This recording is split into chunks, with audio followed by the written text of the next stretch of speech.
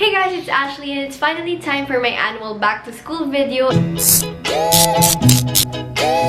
this video consists of 3 parts wherein I'll go back to school shopping and I'll be showing you guys my haul, and then I'll be giving you guys some ideas or DIY ideas rather for your school supplies. Now before I go ahead with my back to school preparations, I'll be making a list first so that I wouldn't be all confused if these are the things that I really need or bibiling ko lang sila dahil cute or aesthetic, but why not, right? After making a list, I'll be changing my outfit now. So this is my outfit of the day. I'm just wearing this top that I got from Zaful. It's a corduroy, so it matches this corduroy pants that my sister gave me. And then my fanny pack is from Forever 21. And then my shoes are just the Nike Air Force Ones. So yeah, that's it. So let's go shopping.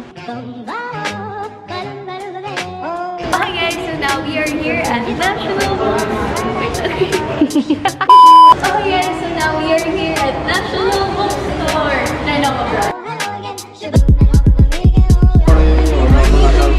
If you guys didn't know, the back to school zone is divided into 3 sections, and the first section is the red one, which means convenience, and yun yung items na naka-organize na according to their academic level, which is grade school, high school, college, and meron din yung Best Buy bundles. Now the second section would be the blue one, which is the brands and quality na kung particular ka sa certain brand, so that's the part where you can go. And lastly would be color green, and that is the value for money section. Now if you're particular with the quality and yung price, this is the perfect spot where you can go. And today I am with my sister. Hi. She's gonna shop with me and she's gonna help me.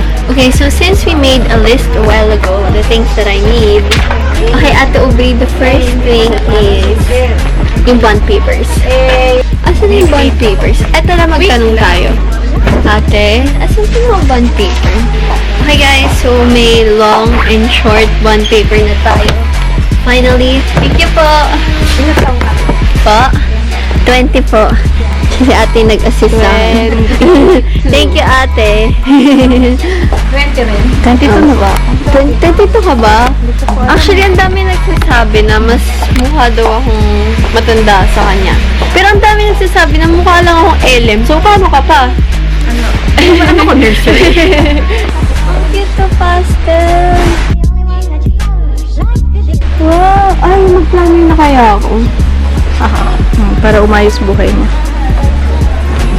Sobrang helpful nito pag nagdi-DIY. It's the Exacto Precision Cutting Instrument. Dude, hindi ka niyan. What the fudge? Hindi ako yun. The girl. Hindi ako yun. Hindi, sige ko naman ako kanina. Okay, tara. Isa ba? Go, gawin mo. Ayun, takot. Sige, go, gawin mo ulit. Ako nadapa. Eh di masaya. Tatawa muna ako.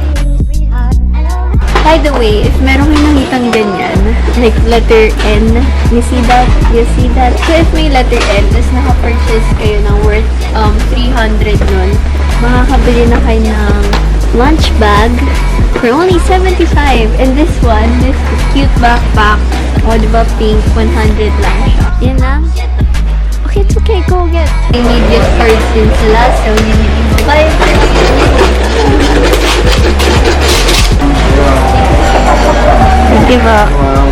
Okay, so here are all the stuff that I got from the National Bookstore. Let's first start with this paper bag. So I got this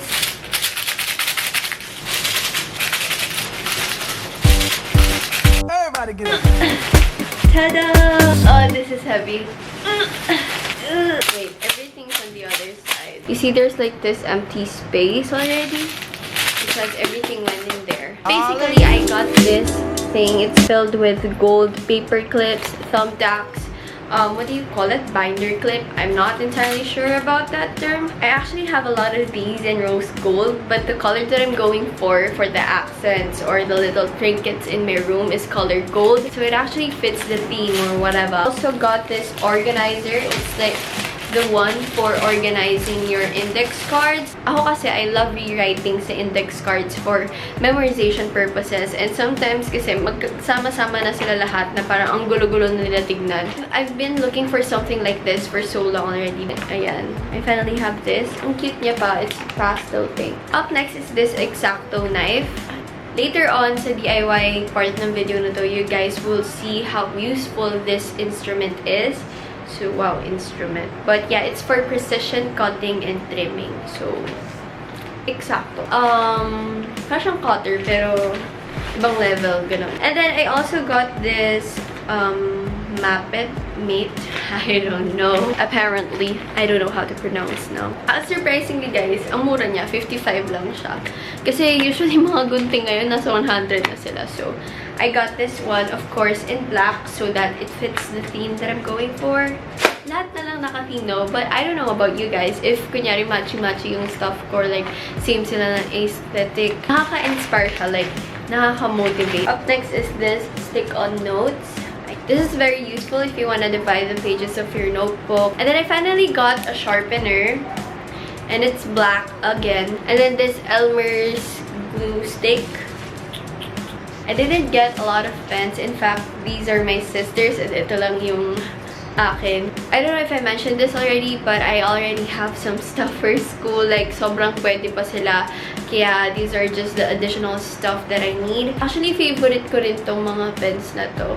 Ito yung parang mga pinapahiram ko sa mga klase ko. Yun yung extra pen ko. Pero, at the end of the semester, like, nawawala na yung mga ganitong ballpen. Ito na lang yung mga ginagamit ko. I really like this brand. This is the Faber-Castell. And she got that in blue and red ink as well. And then, I also got some friction pen. Ito yung ginagamit ko recently. Yung 0.4. Ow! Ow! Ow! Ow! Ow! And then up next, I got these bond papers. The short bond and the long bond. Workout to eh. I really had to restock because naubos na yung mga ganito namin. And of course, pag college ka, dapat di ka mawalan ng ganito, and that is a yellow pad. And I also got some gift wrapping paper na nakita nyo dun sa back-to-school shopping segment. The Sharpie metallic pens. There's a gold one, silver one, and a bronze one. Love that. Coloring pencils, and they're from the brand Deli. There are 24 colors in this set, so that's a lot. And then from the same brand, I got this highlight. Why am I so clumsy? These highlighters, they're the neon ones because I realized that puro ko pastel highlighter, so I got some neon ones as well. And then I also got this correction tape, and they're from the brand M&G. And lastly is this whiteboard, and I got this particularly for the DIY. So without further ado, let's start with the DIY. Okay, so for the first DIY, you'll be needing a whiteboard, sticker paper, ruler, pencil, X-Acto knife, scissors, double-sided tape, and a paper wherein there are printed text of the days of the week, and of course a quote or some words that would motivate you to be productive. And yes guys, here's a little reminder that if you are 18 above, I highly encourage you guys to become registered voters if you aren't already yet. So, okay, let's go back to the DIY. For the first step, you have to measure sticker papers so you know where to cut. Now, to prevent the bubbles, I just had to flatten out the sticker paper. Now, I used the ruler to do some markings so I know where to cut using my X-Acto knife to precisely cut the sides the way I want it to be. Now, the most satisfying part was just peeling the sticker off. Now, for the last step, I'm just gonna put the following days of the week on the whiteboard. Then, voila! You have a weekly planner whiteboard. Then for the next DIY, you'll be needing an old notebook, a wrapping paper, plastic cover, scissors, and some tape.